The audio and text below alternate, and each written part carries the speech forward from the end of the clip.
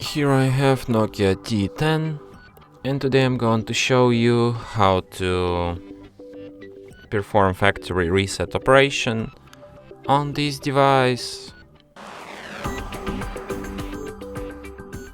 So to do this, firstly open settings, then you should go to the system section, then go to the reset options and select the last option, erase all data factory reset.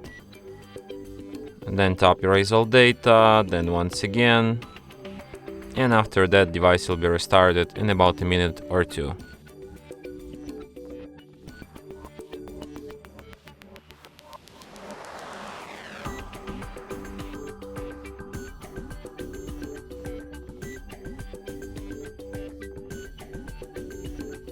And that's it.